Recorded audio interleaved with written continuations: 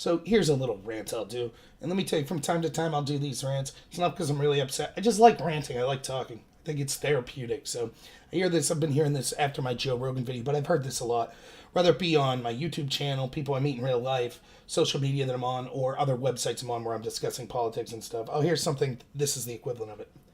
Normally I respect what you have to say, but this was beneath you. This was beneath you. Why?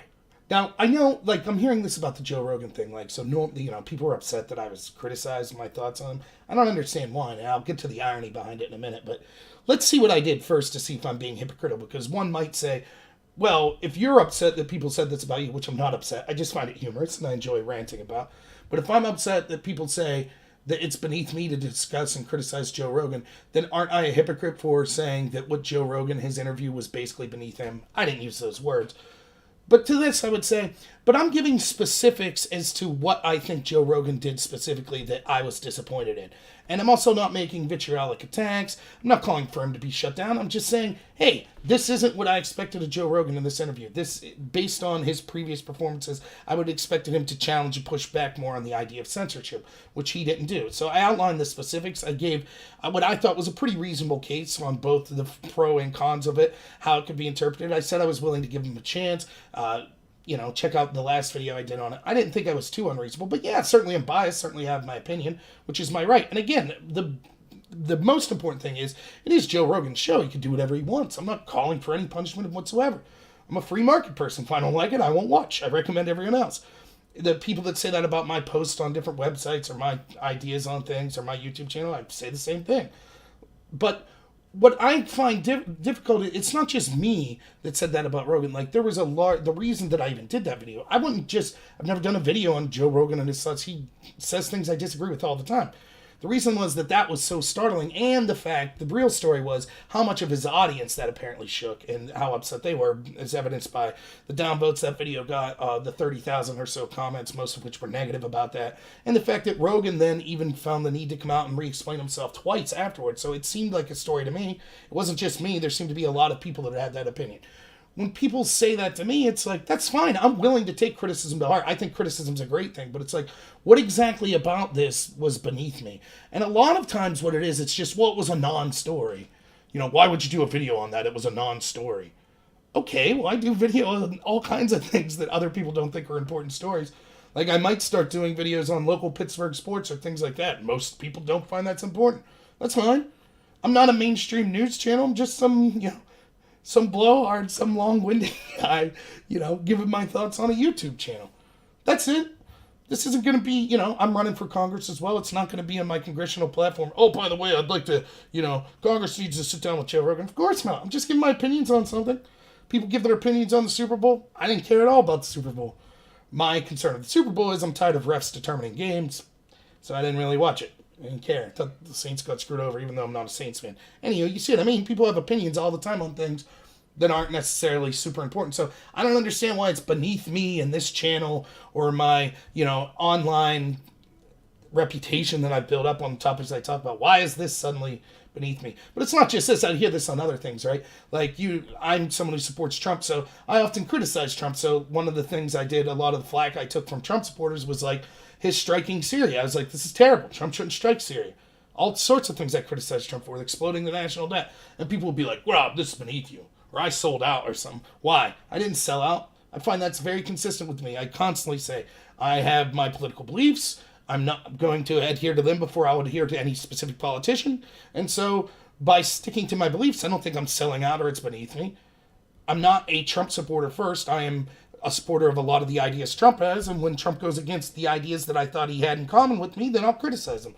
And the same go on the left. They'll cheer for me when, I'm calling out bigotry or double standards or hypocrisy or something, but if I target someone that they like, then all of a sudden, whoa, that's beneath you. And I just find it silly. And then other accusations you get, I had people telling me, did I just go after Joe Rogan because I'm jealous of him? What are you talking about?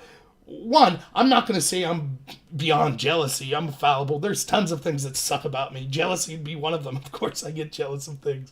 But I'm pretty happy with my life if I'm honest with myself. And I'm not even in a remote conversation to be able to get jealous of someone with a YouTube channel like Joe Rogan.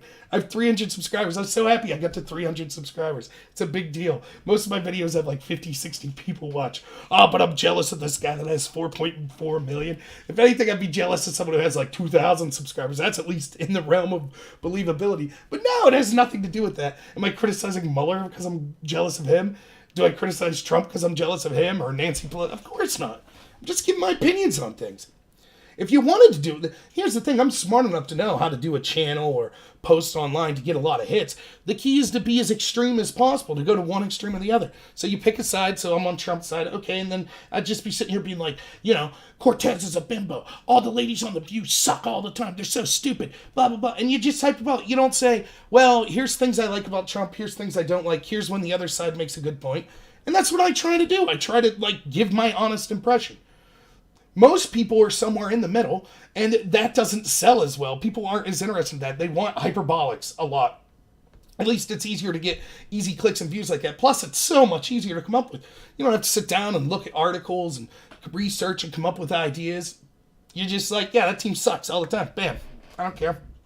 Call them names. It's funny. But, so I'm not trying to do that. It's not just because I want views. Not everyone wants views. If you got a channel, you want people to watch you. But I have not put up one video that was just for the intent of view. There's tons of subjects. Easy, low-hanging fruit that you could put up. And bam, just get views, just get views. And give a really simplistic take on it. Bam, just to get views. I'd have all these, hyperbolic titles, right? Trump ends, what's his name? Trump ends Acosta's career. Boom. All of the things like that. It's just like, whatever. My titles are never anything like that. I don't have graphics or anything. I'm not flashy. I'm just giving opinions. That's it. And so I just, I find this side. The other thing I think when people say is like, I respect you normally, this is beneath you. Why? Why do you respect me? What have I done to gain anyone's respect? It's just humorous to me. It's like, oh. I don't like, and to me, it's like, a lot of times when people say that, it's like, nah, I don't believe you. I don't even think you know me well enough to respect. Would you respect the one other video you saw I did? Now all of a sudden you think you know me as a person or something? I don't know. I don't think I'm a person, at least my online persona or the videos I've done, that's really worthy of respect. So I don't understand how I had the respect to be beneath it in the first place. Trust me, whatever you think of me, I'm capable of going lower. So I don't get, I don't know. I just think it's funny. I think it's like a backhanded insult. I think a lot of people that are saying this are trying to be like, hey man, I'll say this about Rob. Hey Rob, I respected you, but you really let me down here. And am I supposed to think like, oh my goodness, here's someone that, really liked me and really liked what I had to say. I better adjust my opinion. I don't want to lose a supporter or a friend or something. It's like, sorry, it's not going to happen. I'll take the criticism to heart. I'll say, okay, did I do something way different here? Oh, I deigned to criticize Joe Rogan, so now I've lost your respect. Okay. I don't think that's out of my character. That's kind of what I do. I'm just giving opinions on things. Granted, most of the time it's more politically oriented than just this video, but I thought it was a worthwhile story. Something I was interested in. And then we haven't even got to the irony of it, right? So if me looking at someone else's channel or some other person, whether they have a channel, be a media person or whatever, and criticizing them is beneath me, and that's really just me being jealous of them, then isn't the very person criticizing me just them acknowledging that they're beneath me and jealous of me? Of course not, they would say. I was just criticizing you because I thought that was out of your character. Oh, you mean like exactly what I was doing to Joe Rogan? So, I don't know. It's humorous to me. Hey, feel free to you can call me whatever you want. You can, any insults. I'm not saying that like, oh, this really affected me. I'm bummed out to people. It's just fun. That's all. I'm just ranting, talking about it. I find it amusing. But, yeah, I don't know that I'm worthy of much respect anyways. I don't think that the Joe Rogan video was particularly out of character for me. I'm not suggesting anything bad happened to him. I thought that I could have been way more extreme supporting or being against him with that video. I don't know. I thought it was within my character. I tried to be even-handed, but was honest. I leaned more towards being upset about that video just because I think the stakes were high about the idea of censorship. So I'm not saying that means Rogan's a terrible person, anything like that. That's all. So, uh, anyways, this video is just kind of a rant, nothing too important. But if you like it, please like and subscribe. Feel free to give me suggestions on any video topics. My email should be attached. It's rob.nor@gmail.com. And yeah, recommend me some friends if you like. Just tell them not to respect me too much because I'll probably fall short of everyone. So, all right, everyone, have a good one.